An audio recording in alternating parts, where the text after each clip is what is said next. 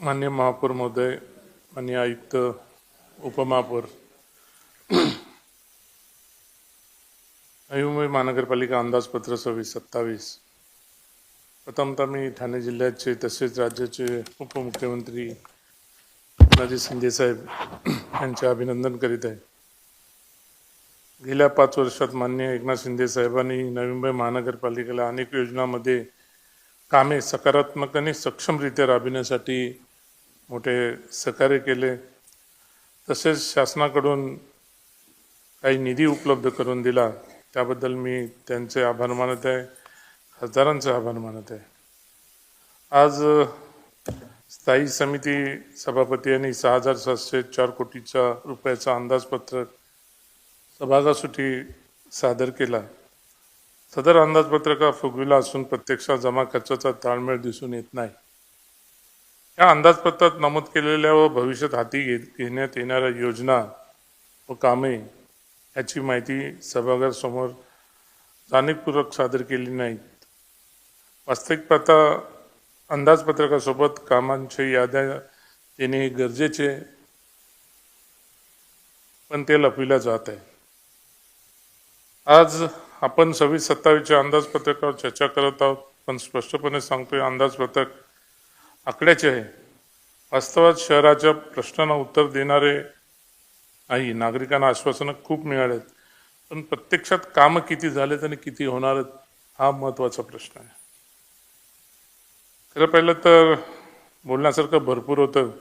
प्रत्येक विषयावरती मनोज बोला, प्रत्येक विषयावरती शिवराम बोलले, प्रत्येक विषयावर प्रत्येक सदस्य प्रत्येकजण बोललेला आहे. मी फक्त काही गोष्टीच्या सूचना या ठिकाणी सुचवणार आहे. खरं पाहिलं तर या ठिकाणी आपण सांगितलं, आपण बोललो, परिवहनच्या बाबतीत बोललं गेलं. परिवहनला आपण बसेस घेणार आहे, 100 बसेस घेणार आहेत, इलेक्ट्रिक बसेस घेणार आहेत, चांगलं आहे. पण आपण एक गोष्ट त्या ठिकाणी विसरून गेलो की जी आपली नव्या मुंबईतली दळणवळणाची साधनं आहे ती वाढलेली आहे, त्याचा ग्रीप वाढलेला आहे. माननीय मुख्यमंत्री एकनाथजी शिंदे साहेब असताना मला वाटतं या ठिकाणी 2 जेटी तयार झाल्या, 2 वॉटर टर्मिनल 2 तयार झाल्या. आपण त्याच्याकडे कधी बघितले नाही. ते आपल्यामध्ये आहे की नाही याचा कुठेही आपण याच्यामध्ये त्याचा किंतुसा पण त्याचा आपण अक्षरसुद्धा इकडे आणलेला नाही. माझं म्हणणं आहे, महापौर मॅडम तुम्ही आता आहात, आयुक्त साहेब इथं आहेतच, आपण जल वाहतूक का सुरू करू शकत नाही? आपण सर्वच करतोय ना.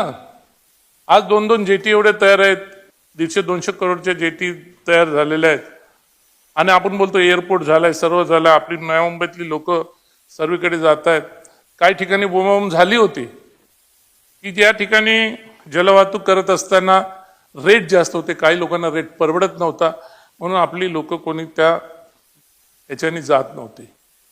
म्हणून कितीला येतं एखादं बोट, ते म्हणजे सभागृह नेत्यांना जास्त नसेल की ते जास्त बोटीमध्ये त्यांना अनुभव आहे, जेटीचा आपला जेट बोलतो बोटीचा अनुभव आहे त्यांना, की म्हणजे कितीला घेऊ शकतं, कितीला येऊ शकतं.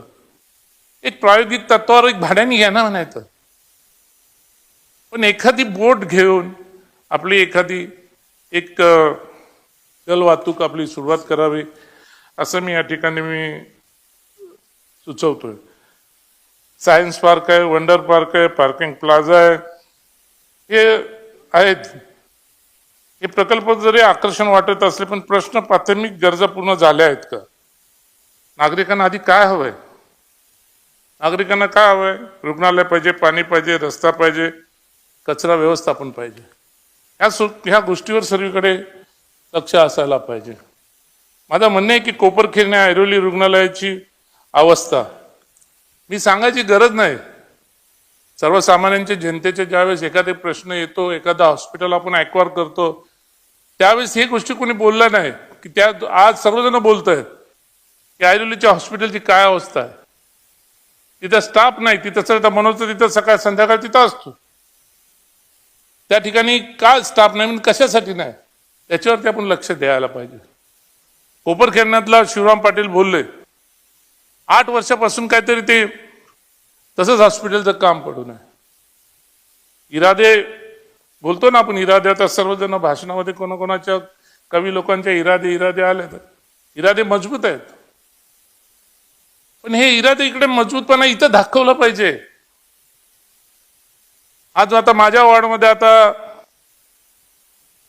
साठेनगरला हॉस्पिटल रेडी झालंय, फर्निचरचं काम चालू आहे. आयुक्त साहेब, हॉस्पिटल चालू करताना मी डॉक्टरांनी आता सांगितलं, डॉक्टर नाही तिथे मागे बसले, तर डॉक्टरने सांगितलं कॉन्ट्रॅक्ट बेसिकवरती घ्या. या ठिकाणी कॉन्ट्रॅक्ट बेसिकवरती तुम्ही त्यांना लावा, घ्या म्हणून. मग हे कधी करणार तुम्ही? डॉक्टर साहेब, तुम्ही सभापती, मी सदस्य वाटतो तुमच्या त्या कमिटीमध्ये. डॉक्टर, तुम्ही एका महिन्यात काय कराल ते तुम्ही तुमच्या डिस्पेन्सरीमध्ये सांगू शकता, पण इथं सांगू शकत नाही तुम्ही. हे वेगळं हे आहे, हे वेगळं हे आहे.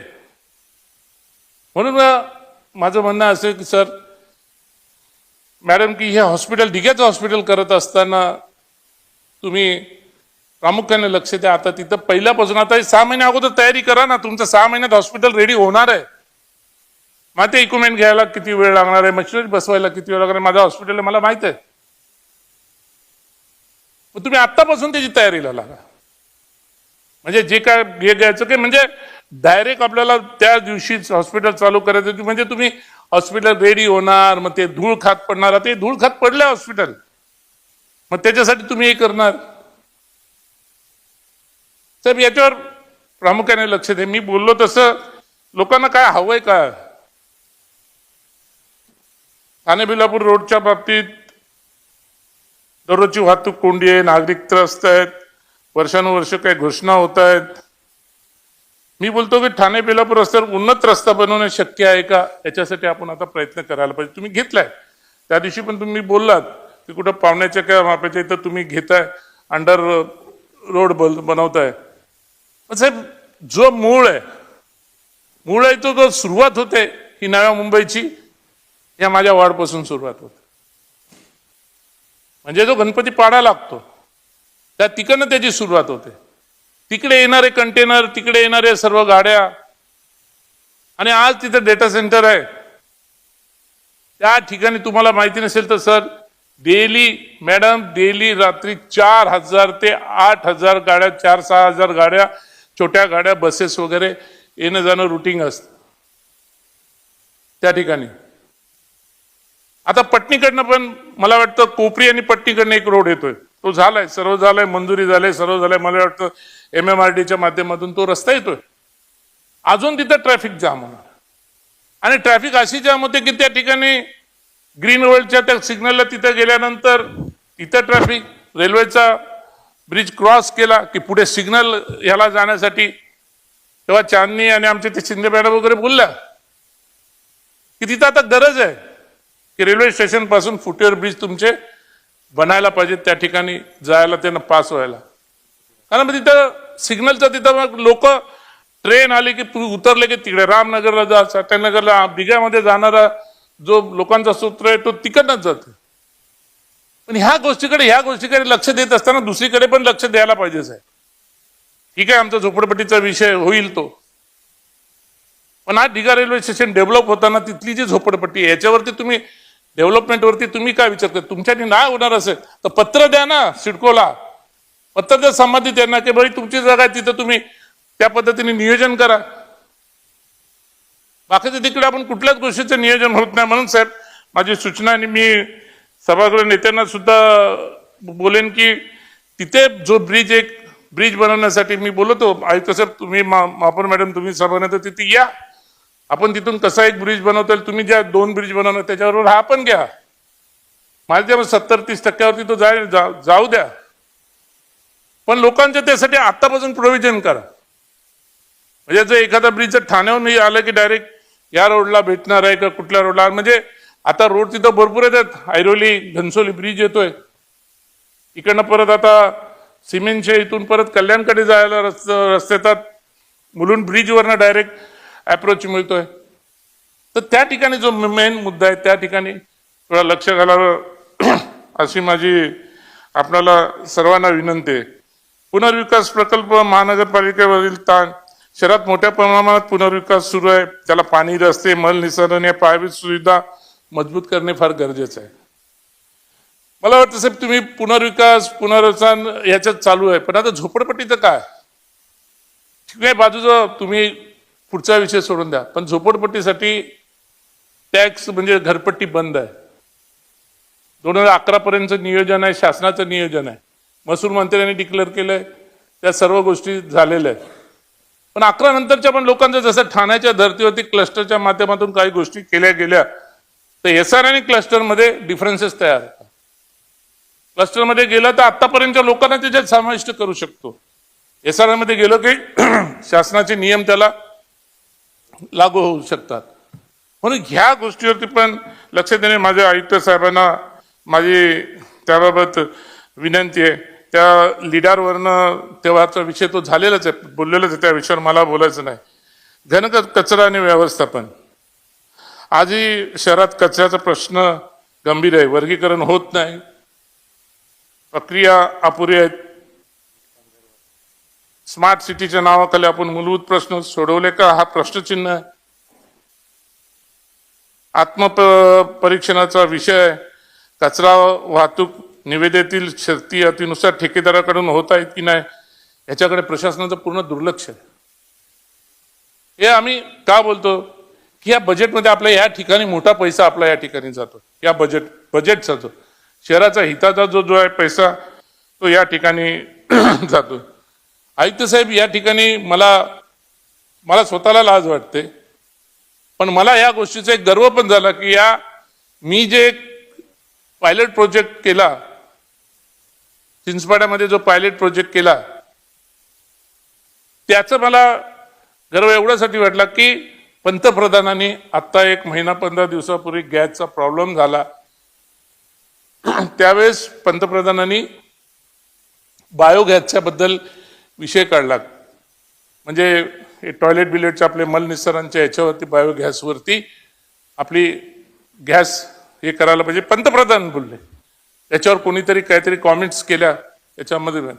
पण साहेब, हे आमच्या इथं झालंय, पण तुमच्या या अधिकाऱ्याच्या आडमुठपणामुळे तो बंद आहे. त्या ठिकाणी माननीय नगरविकास मंत्री एकनाथ शिंदे साहेब होते, त्यावेळेस त्यांनी स्वतः आणि या ठिकाणी त्यावेळेच्या खासदारांचा फंड पण आम्ही तिथं लावला होता. आणि एवन त्या बायोगॅसच्या म्हणजे मलनिस्सारण लाईनींच्या याच्यावरती गॅस तयार होऊन घरामध्ये जाऊन नगरविकास मंत्र्यांनी ते गॅसचे पाईपलाईनची सुरुवात केली. ते पेटवलं पण होतं. 10-15 घरामध्ये आम्ही पायलट प्रोजेक्ट म्हणून त्यांना आम्ही हे दिलं पण होतं. कोण हो तुमचा अधिकारी लक्ष देतोय तिकडे? कोण अधिकाऱ्यावर काय लक्ष असते? कचरा पण आमचा बाहेर नव्हता जात, तिथलाच कचरा तिथंच यूज होत होता. कचरा आणि बाहेरचा कचरा पण आम्ही तिकडे घेत होतो आणि आमच्या मलनिस्सारण लाईनीचा तिथं त्याचा उपयोग तिथं होत होता. म्हणजे आज गॅसची टंचाई आहे. झोपडपट्टीमध्ये लाईट्स, त्याच्यावरती लाईट लावले होते आम्ही आजूबाजूच्या, याच्यावरती लक्ष घाला. साहेब, तुम्ही व्हिजिट करा. आणि हे आपण कुठल्या तरी फॉरेन वगैरे कुठल्या तरी ज्यावेळेस आपल्याला क्रमांक मिळाला त्यावेळेस हा आपला पुण्यानंतर आपला प्रोजेक्ट होता. याच्यावरती मॅडम आपण आयुक्त साहेब आपण याच्यावरती व्हिजिट करावे असं मी सांगतो. पाणी पुरवठा नियोजन. पाण्यावरती भरपूर आपण बोलतो, पाण्यावरती भरपूर आपण क्रेडिट घेतो. आमची काय स्थिती आहे आम्हाला माहिती आहे. मी राहत असेल शहरामध्ये, पण मी काम करतो झोपडपट्टीमध्ये. आज त्या तिकडे पाणी कुठलं येतं? बारवी डॅमचं पाणी येतं. पाणी कोण सोडतं तिथं? आम्हाला तिथं लॉक सिस्टीम आहे. MIDCचा मनुष्य असतो तिथं. साहेब, तिथं एक लाईन यादवनगरला सोडली, 2 तास पाणी सोडला की तिकडे तो लॉक बंद करून टाकतो, मग इकडे तो पाणी सोडतो. म्हणजे आमचे पाण्याच्या टाक्या भरतात की नाही मला माहित आहे. आपल्यातल्या काही हुशार लोकांनी एकाने तर टेंडर काढला 11 करोडचा आणि मोरबे डॅमचं पाणी आपल्याला येईल म्हणून पाईपलाईन टाकू नये, पण त्या पाईपला पाणी नाही. राबाड्यापर्यंत त्याला जॉईंट दिलंय, पण त्याला तिथपर्यंत पाणी नाही येत. हे बोलायचं लोक कसे राहतात. हा बिस्लेरी पिणारे बिस्लेरी हे करणारे लोक हे करतात तेव्हा गवस मला वाटतं बोलला कुठेतरी त्या अमृत योजनेचा पाणी काही लोक तिथं त्या गार्डनसाठी तिथे झोपडपट्टीतले लोक पाणी पित होते म्हणून. पाण्याची व्हॅल्युएशन समजायला पाहिजे. झोपडपट्टीतले लोक कसे जगतात आज मला माहिती आहे. बोरवेल मारून पाणी देतोय, विहिरीतून पाणी पुरवतोय, त्याला मशीन बसवून पाणी प्युरिफाय करण्यासाठी. लोकांची काय बोलतात दुधाची ताकावरती तशी परिस्थिती आम्ही करतोय. हे बजेटचे मुद्दे. आता या ठिकाणी तेव्हा चांदणी बोलली की आमच्या इथे डॅम आहे, दिघ्याला डॅम आहे, तो 1 नंबर प्रभागामध्ये डॅम आहे. तो डॅम आहे 170 वर्ष जुना डॅम आहे सर. त्याच्यापासून पाणी जमतंय, तिथे पाणी येतंय. तो तर परिसर एवढा, तिथं माझी मराठी मीडियमची शाळा आहे तिथे. 35 वर्ष झाले मी तिथे शाळा चालवतोय त्या डॅमच्या खालच्या साईडला भागामध्ये. 35 वर्षापासून तिथे शाळा चालते. आता तिकडे त्या डॅमच्या बाजूला त्या बाजूचा मुंब्रा इकडे टच व्हायला लागला आपल्या नव्या मुंबईकडे. तो डॅम आपला मला वाटतं की 1853 का काय पहिले ठाणे बोरीबंदर जी ट्रेन चालू झाली तो इंग्रजांनी त्या काळी तो बांधलेला डॅम होता. त्या पाणी ग्रोथनी ते पाणी तिकडनं ठाणा रेल्वे स्टेशनला जात होतं. ते पाणी ठाणा रेल्वे स्टेशनला जात होतं. सर आज त्या पाण्याचा उपयोग करून घेऊ शकतो आपण. पण आपण काय बोलतो ना, आपली मानसिकता तयार व्हायला पाहिजे. सुधाकर सोनवणे इथे नाहीये. सुधाकर सोनवणे महापौर असताना ठाण्याचे कलेक्टर तिथं आले. ते मला वाटतं वानखेडे साहेब कोण त्यांच्या वेळेस आयुक्त होते. त्या ठिकाणी कलेक्टर तिथं आले. ते डॅमच्या बाजूला आणि डॅमच्या बाजूच्या परिसरामध्ये मोठं गार्डन करायचं त्यांचं तिकडं हे झालं होतं, नियोजन झालं होतं. माझं म्हणणं दोन आहे. त्या डॅमचा उपयोग आपल्याला कसा होईल ते बघा. पिण्यासाठी होईल का उद्या तो तोडण्यासाठी होईल. कारण ते 170 वर्ष जुना त्याचा रेकॉर्ड मागवला पाहिजे. त्याच्यासाठी मी देसाई शिंदे इथं आहे, त्यावेळेचे खासदार राजन विचारे, आम्ही स्वतः शिंदे साहेबांच्या मार्गदर्शनाखाली आम्ही त्यावेळेचे सुरेश प्रभू रेल्वे मंत्री होते, त्यांना जाऊन आम्ही दिल्लीला जाऊन भेटलो. आम्ही त्यांनी सांगितलं. पण आपली लोक किती त्याच्या मागे हे करतात. मी बोलतो त्या डॅम उपयोग व्हायला पाहिजे. तर आता त्याच्यामध्ये तुम्ही काहीतरी निकष काढा. त्याची फिजिकली रिपोर्ट पण आपल्याला काढायला पाहिजे. 170 वर्ष जुना डॅम आहे तो, इंग्रजांच्या काळात बांधलेला डॅम आहे तो. कॉन्क्रीटचा नाही सर, तो चुन्यापासून बांधलेला, त्याच्यापासूनही झालेला. तुम्ही व्हिजिट करा. पण तो आता आपल्याला उद्या शक्यतो चांगला असेल. आतमध्ये त्याचा काय पाणी काढून त्याचा उपयोग कसा, खोली आहे त्याची खाली, म्हणजे मला वाटतं वरून 60-70 फूट असा हे दिसतो. तर माझं म्हणणं आहे की त्या ठिकाणी जाऊन ते बघा उद्या. ठीक आहे ते आपल्याला त्याचा उपयोग करता येईल का नाही, पण त्याचा उपयोग करता नसेल आला नाही तर ते कशा पद्धतीने त्याचं डेमोलेशन करायला पाहिजे. नाही तर त्याला फिजिकली घेऊन, नाही तर उद्या तिथे जर उद्या काय कमी जास्त झालं, 170 वर्ष जुना तो जर डॅम असेल, जर काय झालं तर एका वेळेस तिथे हजारो लोक मृत्युमुखी पडतील. त्या ठिकाणी ती परिस्थिती त्या डॅमच्या खालपर्यंत लोकांच्या झोपडपट्ट्या झाल्या. काय 2001च्या काय 95च्या, मी तर बोललो शाळा माझी 95-93 पासूनची माझी शाळा आहे तिथे, ग्रँडेड शाळा. तर ह्याच्यावरती आपण लक्ष द्यायला पाहिजे. आणि याच्यासाठी तुम्ही स्पेसिफिक ठेवा. कारण पाण्याचा स्रोत आहे आपल्याला. आम्ही इकडे भीक मागतोय, तिकडे भीक मागतोय आम्ही पाण्यासाठी. जवळ द्या ना आम्हाला, आमच्या जवळ आहे, आम्हाला जवळ आहे. त्याच्यापासून काय करता येईल त्याच्यासाठी आपण स्टडी करा त्याच्या बाबतीत. आयुक्त साहेब याच्यात करायला पाहिजे, तुम्ही लक्ष द्यायला पाहिजे. दुसरं आता तुमचं गवळी देवाच्या ठिकाणी पाणी वरून पाणी येते. त्या ठिकाणी मी आता विचारत होतो द्वारकानाथला, तिथे जर एक बंधारा टाकला तर पाणी अडवू शकतो. आणि यांनी मातीचा बंधारा टाकलेला होता त्या नोसेल कंपनीने, काही झाडांना पाणी घालण्यासाठी हा स्टँडर्डला हा होता. म्हणजे तिथं आपण बंधारा टाकू शकतो की याचं पण संरक्षण करायला पाहिजे. त्याच्या बाजूनेच आता बुलेट ट्रेन, त्याच्या बाजूने बुलेट ट्रेन जाते. गवळी देवाला डिमांड फार येणार आहे, पण त्या ठिकाणी आपलं त्या पाण्यासाठी त्या बाजूत ते जे आता आपण गार्डनसाठी एवढे पैसे आपण रिझर्व ठेवतो, तर त्याच्यासाठी तिथं काय सुशोभीकरण करता येईल, तिथं बंधारा टाकता येईल का, त्या पाण्याचा उपयोग आपल्याला त्या झाडांना पण होऊ शकतो. एक पिकनिक स्पॉट बोलतोय ना आपण त्याचा, तिथं चांगला पिकनिक स्पॉट तिथं बनवू शकतो. आणि रस्ता तर आता बनवलाय, आता रस्ता बनवला खासदार निधीतून, मागच्या वेळेस तिथं काहीतरी सुशोभीकरण केलं गेलं आणि रोड गेट बनवलाय तिथे. ते आता सांगितलं आपलं कोपर खेळण्याला आपण गार्डनच्या माध्यमातून सुचवतो मी ते. आता गार्डनच्या मध्ये बॉटॅनिकल काय आपण बॉटॅनिकल गार्डन आपण तिथं नियोजन केलंय आता आपण त्या बनवायला. मला वाटतं तिथं एक आपल्याला अजून एक प्लस पॉईंट येईल. तिथं मस्तपैकी सर्प उद्यान बनवू शकतो आपण तिथं.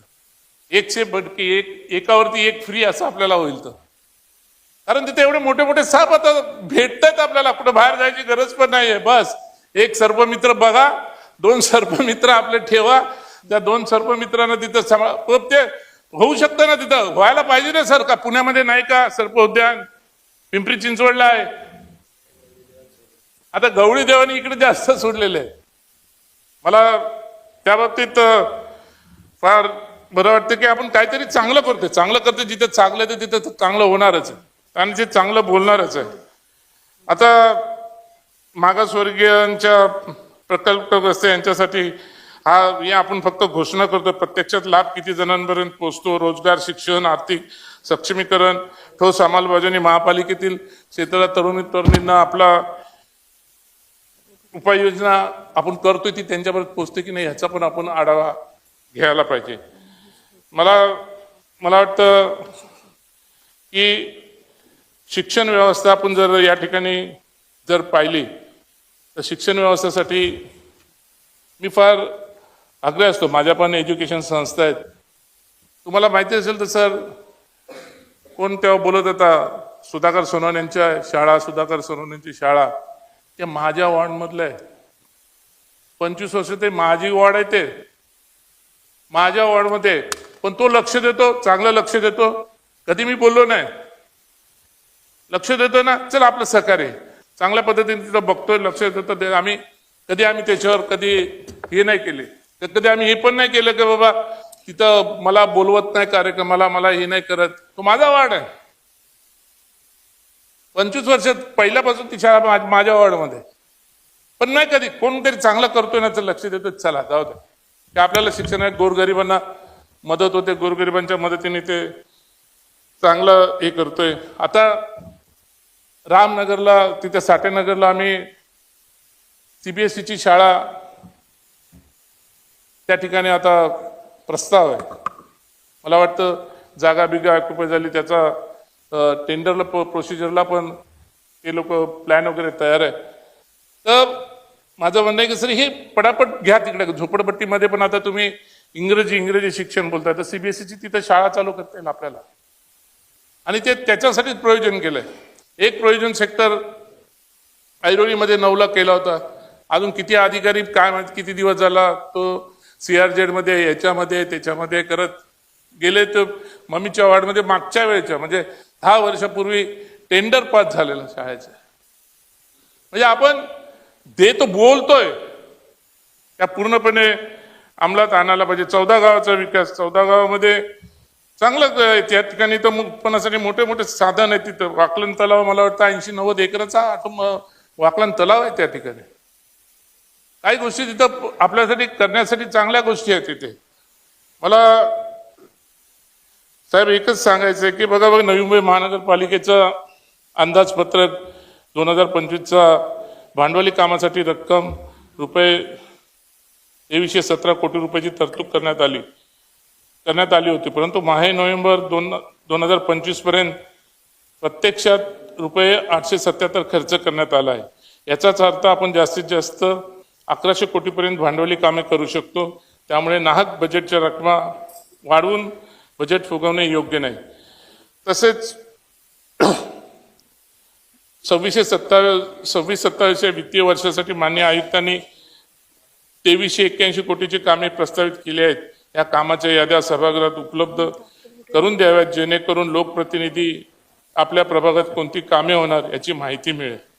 मी आयुक्त साहेबांना या ठिकाणी मॅडमनी चांगला विषय काढला, शिर्के मॅडमने आपला चांगला विषय म्हटलं. कोण बोलतो आपली नवी मुंबई सिंगापूर नाही, हे नाही ते नाही, काय बोलतो आपण दुसरं कुठला थायलंड आणि आपला बँकॉक थायलंड.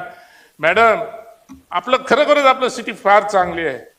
सिंगापूरला डॅमेज करेल, सर्व करेल. आता मी डेटा सेंटरच्या ते माझ्याच वॉर्डमध्ये आहेत, मी पण फॉरेनला जातोय, येतो फिरतो. पण आपल्या इथं एक संस्कृती वाढायला लागली. आपली काय आता त्यांनी सांगितलं बँकॉकची संस्कृती थोडी आपल्या इथं बँकॉक पण एक तयार झालाय. कधी संध्याकाळी गेलात ना आपण कोपरखेड्याच्या मागे जवळ घनसोलीच्या बाजूनी गेलात तर आपल्याला सर्व बँकॉकचा परिसर दिसेल. सिमेंटच्या समोर गेला तर तिथं पण बँकॉक सारखा आपल्याला परिसर वाटेल. आपल्याला आनंद वाटतोय, नाही इथं बँकॉक पण झालाय. मी काय बोलतोय हे मी काय सांगायची काय गरज नाही. म्हणजे याच्यावरती पण आपण का लक्ष देत नाही. आपण बोलतो ना आपला सिटीबद्दल एवढं बोलतोय आपण, मग या छोट्या छोट्या गोष्टीकडे आपली सिटी बदनाम होते त्याच्याकडे पण लक्ष द्या. बोलतो आपण की हे करणार ते करणार, म्हणजे तुम्ही खरंच एकदा तुम्ही इकडच्या परिसरात राहता, थोडा तिकडच्या परिसरात जा. म्हणजे माझा डेली येण्या जाण्याचा संबंध असतो. वाशीला हप्त्यातून 2-3 वेळा येतो, ऐरोलीला जातो. संध्याकाळ झाली की घनसोलीकडे आम्ही म्हणजे मी इकडे आलो की मला मी सिमेंट्सकडे आहे, ऐरोलीकडे या बाजूला. मला वाटत नाही मी बँकॉक रस्त्यात फिरतोय असं मला वाटतंय. हे तुम्ही पाहून घ्या मॅडम. शेवटी मी एकच बोलेन मान्य सभागृह, अंदाजपत्रक केवळ घोषणा आकडेवारी पुरते मर्यादित राहू नये. नागरिकांचा विश्वास परत मिळवायचा असेल तर प्रशासनाने उत्तरदायित्व स्वीकारायला लागेल. हे प्रशासनाने उत्तरदायित्व स्वीकारायला लागेल. असं आजची नवी मुंबईकर विचारत आहेत आपल्याला. आजचे नवी मुंबईकर आपल्याला विचारत आहेत रुग्णालय कुठे आहेत, रस्ते का खराब आहेत, कचरा का साचतोय, पाणी पुरवठा का अनिश्चित आहे, 14 गावाच्या विकासाचं काय. या प्रश्नाची उत्तरे या अंदाजपत्रात स्पष्ट दिसत नाहीये. शेवटी एवढेच सांगतो, विकास हा भाषणामधून नाही तर कामामधून दिसला पाहिजे. भाषणामधून काय, भाषण तर आम्ही करतोय अर्धा तास 1-1 तास, आपला कामामधून दिसला पाहिजे. आम्ही विरोधी पक्ष म्हणून टीका करतो, आम्ही टीका करतो, पण त्याचबरोबर आम्ही योग्य सूचना सुद्धा देखील देतो आणि प्रशासनाने त्याला गंभीरपणे घ्यावेत. धन्यवाद. जय हिंद, जय महाराष्ट्र.